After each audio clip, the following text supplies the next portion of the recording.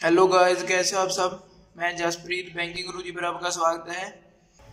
आज हम फिलर्स वाले क्वेश्चन करेंगे, जैसे कि आईबीपीएस पीओ मेंस में आए थे अर्थमेटिक चैप्टर पे बेस्ड। ये मैंने खुद तैयार किए हैं।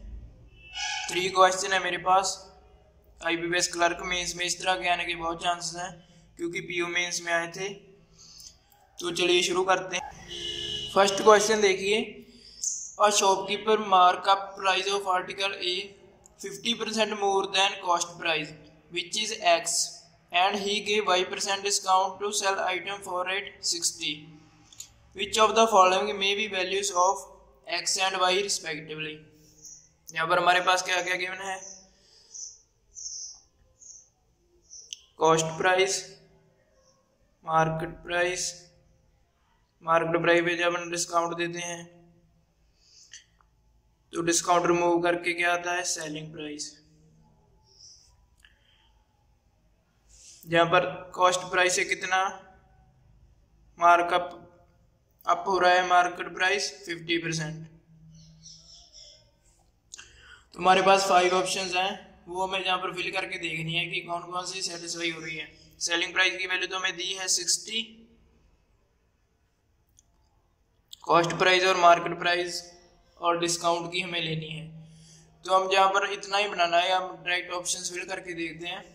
जैसे कि अब ऑप्शन में दे रहे हैं 5 ऑप्शन है हमारे पास, A B C D and E. उनमें कॉस्ट प्राइस की वैल्यू दी है फर्स्ट एंड सेकंड डिस्काउंट की दी है, और आगे हमें 5 ऑप्शंस दी हैं, उनमें बताना है कि कौन कौन सी सेटिस्फाई कर रही है। तो जैसे कि आप देख रहे हैं सभी ऑप्शन में ई तो कॉमन है, तो ई तो डेफिनेटली हमारा आंसर होगा ही, उसको चेक करने की कोई जरूरत ही नहीं है। सी भी 4 ऑप्शन में है, उसके भी होने के मैक्सिमम चांसेस हैं। बी 3 ऑप्शन में है और ए 3 ऑप्शन में है। तो हम ए और बी को चेक करते हैं, उससे हमारी काफ़ी एलिमिनेट हो जाएंगे। पहले हम जब ए चेक करेंगे, ए में एक्स की वैल्यू कितनी है? 80। एक्स हमारे पास क्या है? Selling price. 50% अप हुआ, जब इसका 50% ऐड करेंगे, इसका 50% 40, इसमें ऐड करेंगे तो मार्केट प्राइस कितना आ जाएगा? 120, और डिस्काउंट की वैल्यू दी है 50। जब हम इस पे 50% डिस्काउंट देंगे, इसका 50% कितना होता है? 60। डिस्काउंट दिया तो माइनस हो जाएगा, 120 से 60 निकालेंगे तो 60 आएगा। मतलब कि फर्स्ट ऑप्शन तो हमारी सेटिस्फाई कर रही है, ए तो करेक्ट है। अब हमें बी चेक करते हैं। बी में हमारे पास सी बी कितना है? 60, 50% मार्केट प्राइस अप, इसका से 50% निकालेंगे 30 इसमें ऐड करेंगे 90। सेकंड ऑप्शन में डिस्काउंट हमें कितना दिया है? 20, इस पर 20% डिस्काउंट देंगे, इसका 20% कितना होता है? 18। जब हम इसको निकालेंगे तो ये हमारे पास आएगा 72, पर मैं क्वेश्चन में सेलिंग प्राइस कितना दिया था? 60। ये तो सेटिस्फाई नहीं कर रहा है, मतलब कि बी हमारा रॉन्ग हो गया। तो अब बी देखो किन किन में, वो तो एलिमिनेट हो जाएंगी। सेकंड में बी है, फर्स्ट में है और फिफ्थ में है, तो ये तो हमारी एलिमिनेट हो गई। बची हमारे पास सिर्फ 2 और 4, सॉरी 3 एंड 4th ऑप्शन। 3 में है हमारे पास सी डी एंड ई, 4th में है ए सी एंड ई। हमने ए भी चेक कर ही लिया है, तो ए 4th में है, 3 में नहीं है, तो डायरेक्ट हमारा 4th ऑप्शन आंसर आ जाएगी, ए सी एंड ई को आप फिल करके यहाँ पर देख सकते हैं प्रैक्टिस के लिए, आपका आंसर आ जाएगा। नेक्स्ट क्वेश्चन देखिए, a started a business with 1200 dress investment. After dash months B joined him with the investment of 1500. After a 1 year they divide their profit, out of which A's share is 960 and total profit is less than 1600. What can be come in blank? हमें बताना है blank में क्या आएगा। ए और B business start कर रहे हैं, यहाँ पर हमारे पास ए है और बी है। ए ने कितना इन्वेस्ट किया? 1200। बी ने कितना किया? 1500। ए ने तो फुल ईयर के लिए किया है 12 मंथ। बी का हमें पता नहीं है कितने मंथ बाद उसने ज्वाइन किया था और कितने के लिए इन्वेस्ट किया। तो ये हमें x मान लेते हैं। इसको अब हम काट लेते हैं। 4 3 12, 5 3 15। ये हमारे पास कितना आएगा 48 और ये आएगा 5x।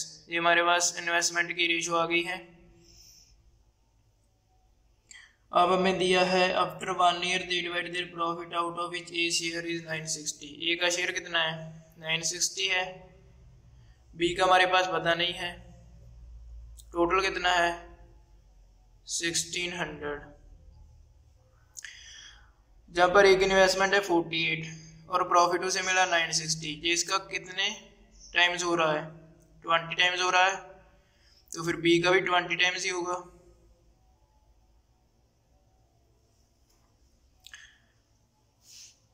तो बी का यहाँ पर कितना आ जाएगा 100x। अब हमें x की वैल्यू पुट करके देखनी है। अब ये बात का ध्यान रखना कि हमें क्वेश्चन में दिया है after dash months B join. यहाँ पर हमें जितने मंथ बाद बी ज्वाइन दी है वो निकालना है, और जहाँ पर आएगा जितने मंथ के लिए उसने इन्वेस्ट किया है, जितने मंथ बाद उसने ज्वाइन किया उसको हम 12 मंथ से माइनस करेंगे तो हमारे पास x की वैल्यू आएगी। तो ऑप्शन देखिए, जहाँ पर हमें 5 ऑप्शन दिए हैं। ऐसे क्वेश्चन में पहले सबसे बीच वाली ऑप्शन चेक करनी चाहिए। बीच वाली हमारे पास कौन सी है 6, और 6 से चेक करते हैं। अगर बी 6 मंथ के बाद ज्वाइन किया उसको, तो जहाँ पर कितनी वैल्यू आएगी x की भी 6 ही आएगी। 6 मंथ के लिए बाद ज्वाइन करेगा तो 6 के लिए इन्वेस्टमेंट करेगा 1 ईयर में टोटल है। तो यहाँ पर अगर 6 फिल करेंगे 960 प्लस ये 600 बन जाएगा। टोटल प्रॉफिट कितना बनेगा 1560। और हमें लास्ट लाइन में दिया था कि टोटल प्रॉफिट लेस देन 1600 होना चाहिए। ये लेस है तो हमारी बी ऑप्शन यानी कि 6 तो सेटिस्फाई कर रहा है। अगर 6 सेटिस्फाई कर रहा है तो 7 तो 8 भी डायरेक्टली करेंगे ही, क्योंकि अगर 7 मंथ बाद बी ज्वाइन करेगा तो इन्वेस्ट करने के लिए करेगा 5 के लिए, तो ये 500 बन जाएगा। प्रॉफिट इससे भी कम आएगा, तो हमें 1600 से कम चाहिए। और अगर 8 मंथ के लिए बाद ज्वाइन करेगा तो 4 मंथ के लिए इन्वेस्ट करेगा तो फिर ये 400 हो जाएगा, और ये और उससे कम हो जाएगा, ये भी सेटिस्फाई करेगा। तो हमारे पास डी भी सेटिस्फाई करेगा और ई भी सेटिस्फाई करेगा। अब ऑप्शन देख लेते हैं। बी डी और ई किन में है, एक तो 5th ऑप्शन में है और एक 3rd में आल दिया है, तो हमें एक और चेक करना पड़ेगा। तो हम 5 चेक कर लेते हैं। फर्स्ट ऑप्शन, अगर बी 5 मंथ के बाद ज्वाइन किया तो इन्वेस्ट कितने के लिए किया होगा 7 के लिए। जब हम x की वैल्यू 7 फिल करेंगे तो ये कितना बनेगा 700। टोटल कितना बन जाएगा 1660। ये तो इससे अब जा रहा है, मतलब कि ये सेटिस्फाई नहीं कर रहा। तो ऑप्शन 1 ए एलिमिनेट हो गई, तो हमारा डायरेक्ट 5th ऑप्शन आंसर आ जाएगी B D and E. 3rd question देखिए, इसमें हमें दिया है A, B, C and D together can complete a work in 3 days, while A, B and C together can complete the same work in 4 days, and B, C and D together can complete the same work in 6 days. B working alone can do same work in dash days, or it's given that efficiency of C is more than half of efficiency of D. इतना हमारे पास data दिया है। A, B,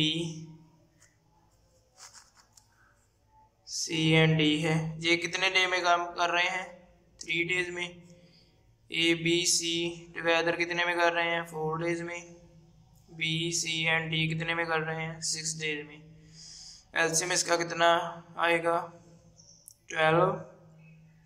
तो हमारे पास efficiency कितनी आ जाएगी, अगर 12 work ये 3 डेज में कर रहे हैं तो एक डे में कितना करेंगे 4, ये करेंगे 3 और ये 2। अगर चारों के एफिशिएंसी 4 है और ए बी और सी की 3 है तो डी की कितनी आ जाएगी, इसको माइनस करेंगे 1, तो डी की एफिशिएंसी हमारे पास 1 आ जाएगी। और बी सी एंड डी की 2 है, चारों की 4 है तो ए की कितनी आ जाएगी 2, बी और सी का हमें नहीं पता पर कंबाइन पता है। इन दोनों की 3 आ गई, चारों की 4 थी, तो इन दोनों की कितनी आ जाएगी 1। अब हमें बोला था कि efficiency of C is more than half of efficiency of D. इसका हाफ कितना होगा 0.5, इससे ज्यादा है किसकी एफिशिएंसी सी की। और हमें बताना है कि बी अलोन कितने डेज में वर्क कर सकता है।